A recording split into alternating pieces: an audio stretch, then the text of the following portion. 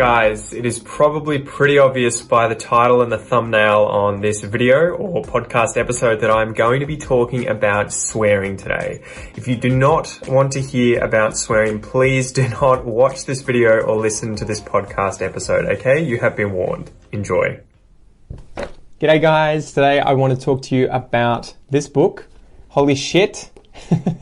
A Brief History of Swearing. This was really interesting, as you can probably tell by the number of post-it notes that I have put throughout the book for sections I would probably like to refer to in the future on the podcast. So I was going to sort of sit down and try and nut out a bit more of a plan to talk about this book because there was so much in it worth talking about. But I thought if I do that, I'm going to forget. If I delay, I'll forget because I just finished this today.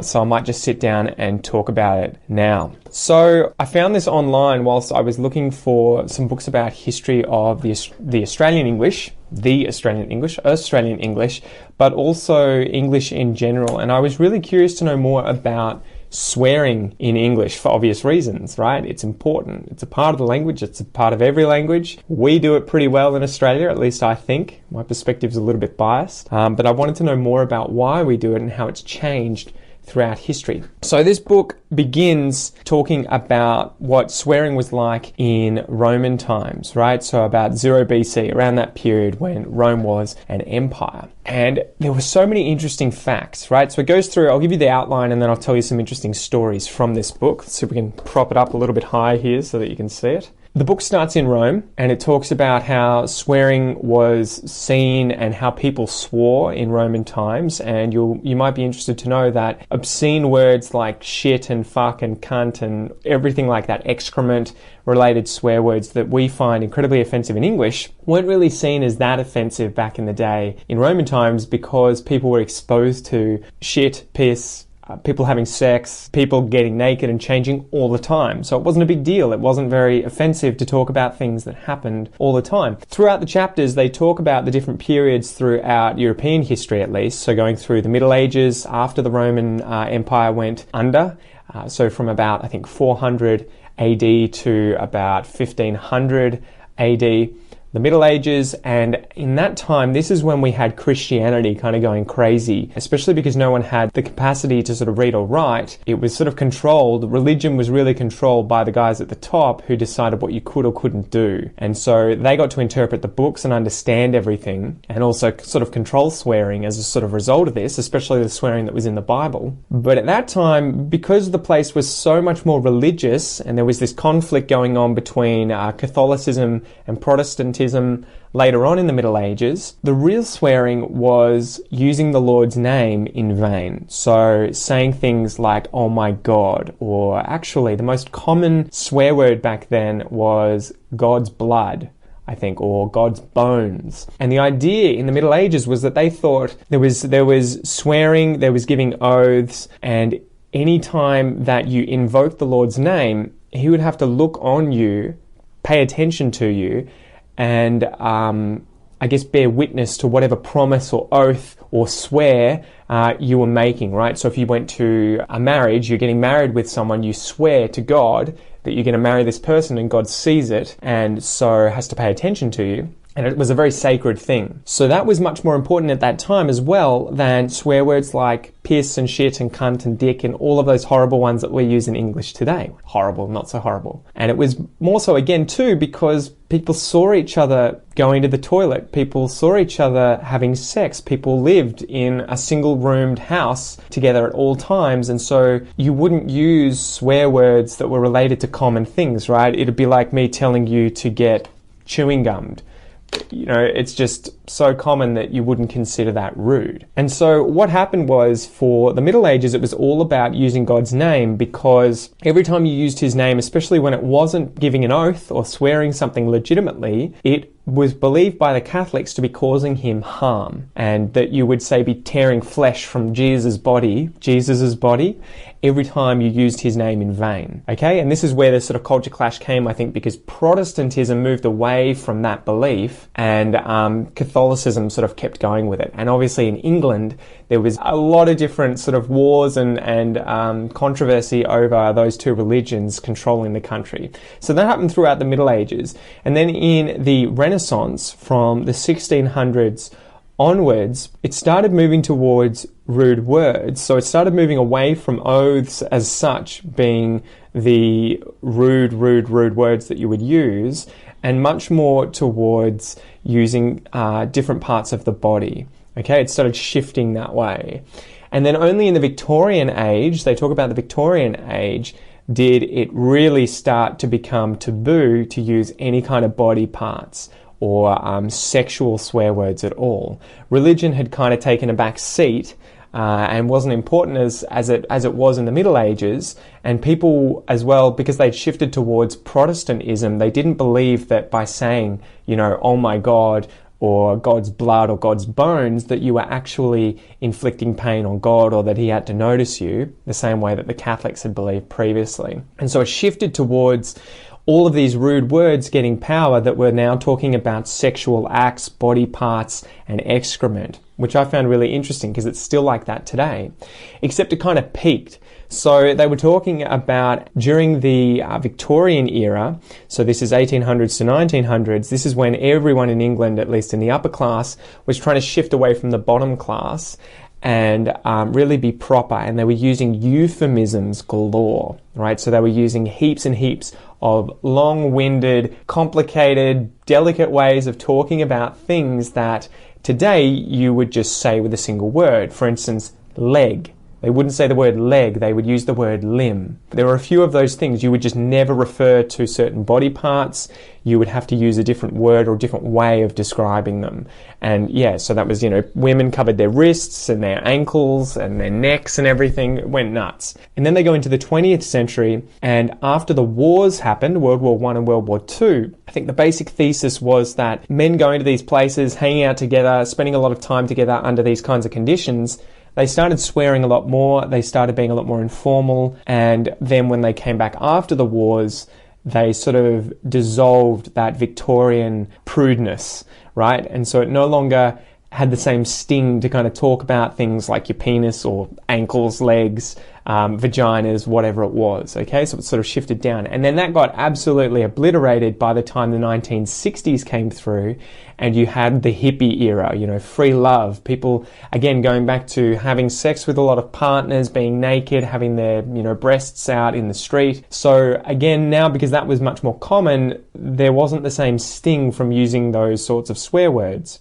That period is where the racial terms started to come in, okay, in the 20th century. And they're the king, they're the ones reigning supreme today of the rudest words in English, the racial slurs. And I'll just say them because, it's obviously relevant, but things like nigger, things like abo, things like packy, chink, any of those really, really rude racial slurs are the ones that reign supreme today, and interestingly have only just started moving away from the literal meaning of those words, which is when they're going to start losing the strength. So for instance, she was saying the word nigger, if you say it with an ER in it, nigger, yeah, as an American accent, that is incredibly offensive to use that in American English because it was what the white slave owners were using pejoratively to refer to African Americans. However, the African Americans took the strength of that word back by using the word nigger and putting an A on the end of it, and now it starts to refer to other people, right? Kind of like guys. So she was talking about some tweets where someone was talking about being stung by a wasp and that nigger then just flew off. And someone else said their cat fell into the bath and the nigger got really wet. So the word now is starting to move away from its literal meaning, which had previously been used for African Americans, or say chink being used for Chinese people or Asian people. But yeah, it's a really good story. I found the book really interesting. There is a lot of vulgar language in there for obvious reasons. You can't really talk about swearing without swearing. But it was a really, really cool story, I thought, sort of understanding how rude words tend to be the thing in the culture that is the most taboo at the time. And I guess today it goes to show if racial words are the most taboo swear words, it's because being racist is the most taboo thing in society currently. Okay, makes sense. And it's going to be interesting to see where that goes in the future. She made some comments about the word nigger, which is arguably the strongest word in English today, or close to Paki. I think the British one, that they use that for Indians or Pakistanis. And again, guys, I'm not suggesting you go out and use these. But the author suggested that these words might end up being as versatile as words like fuck or damn or shit in the future, if society moves on and something else takes the place of taboo words. But yeah, so there were some really interesting stories in the book that I wanted to kind of get to. In Roman times, and this kind of blew my mind, the Romans had a completely different attitude towards sex and sexuality. It was a lot less to do with heterosexuality and homosexuality, and much more to do with dominance and, I guess, subservience, right? So there would be the person who fucks, and there's the person who gets fucked, right? So there's the person who penetrates, and there's the person who gets penetrated. And in Roman times, it was a lot less taboo to be penetrating a man, say, than it is today, right? So you could have sex with a man, you could have sex with a woman, you could have sex with whatever, effectively. And if you were the one doing that, if you were the one penetrating, there was very little taboo. There was very little negativity seen towards those people who did that. However, if you were penetrated, that was a very, very dirty and bad thing, especially if you weren't a woman. So obviously for women, it was a natural part of their biology that they need to be penetrated to get pregnant, to have kids. But if you were a man receiving it, it was not so much the fact that you were having sex and being penetrated, but more that represented you weren't dominant. And so their society was all structured around dominance in that way, and the swearing reflected this. So the worst thing that you could be called back then from the book was, I think, iramatio, which is effectively if you get fucked in the mouth. Effectively, it means to be the person who causes someone else to have oral sex with you. And so obviously that was one of the worst things for someone to undergo, voluntarily or not. And so that was the worst word to be called. If someone called you that and suggested that you like to suck dicks, that was much, much, much, much, much more strong than any kind of swear word related to God or using the word fuck, because again, sex was a common thing. It was seen in public. People pooed and pissed in public. So I found that mind-blowing. You know, I had no idea about that aspect of culture back then being so much more centered around dominance, and that being ultimately the most important thing, as opposed to who you have sex with and, yeah, which one of you is on top. That was an interesting story. Moving on, another part that I found really interesting was that during the Middle Ages, again, swear words were much more concerned about taking the Lord's name in vain, saying words like, oh my God, or God's blood, and not using words like cunt or fuck or shit. And again, it was because these things were everywhere. They were ubiquitous. You would walk outside and you would see people pooing in the street or pissing in the street. There would be prostitutes everywhere, at least if we're talking about England, in, say, London. So you would be surrounded by people having sex, going to the toilet, spitting, pissing, talking about these things. So using these kinds of words as offensive, it was just something you didn't do, right? It'd be like me saying, I cough on you, or I burp in your face, or I turn my back on you. These things in our culture aren't really taboo, so they're not offensive when you say it. So that blew my mind. And then those words started becoming more and more offensive as we started desiring to make those things more and more private. So as Europeans went through, I can't remember the phrase they used, but as they effectively started having houses with more rooms, all of a sudden they had more privacy. And this was happening in the Renaissance. So I think at about 1500s, 1600s. All of a sudden these people didn't live in a single room with a single house.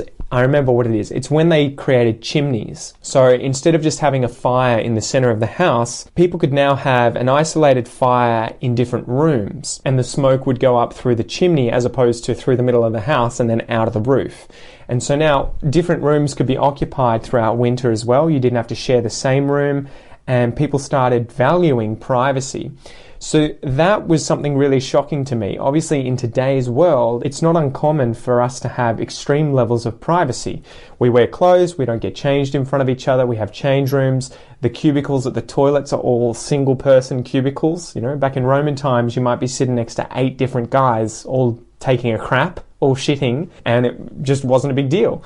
But during the Renaissance, that's when rooms started being built onto houses, extra rooms, people started getting privacy, and as a result, they started, I guess, having sex in private, going to the toilet in private, and those words and those things all started to become more and more taboo because they were less and less frequent in front of other people. So yeah, anyway, it was a really good book, guys. I really recommend that you read this. It is Holy Shit by Melissa Mohr, A Brief History of Swearing. It's fascinating. The level of English in it is pretty high, so if you're a beginner in English, maybe give it a miss for a little while. But yeah, thoroughly recommend it. I hope you weren't too offended by this video. I hope you enjoyed it, and I would love to know what you think. What do you think about swearing in English? And is it the same in your language? Are the words the same? Are the things that you consider taboo or rude the same? And where do you think swearing is going to go in the future? Okay, so thanks for joining me, guys. I'm Pete from Aussie English, and I'll chat to you soon. Peace.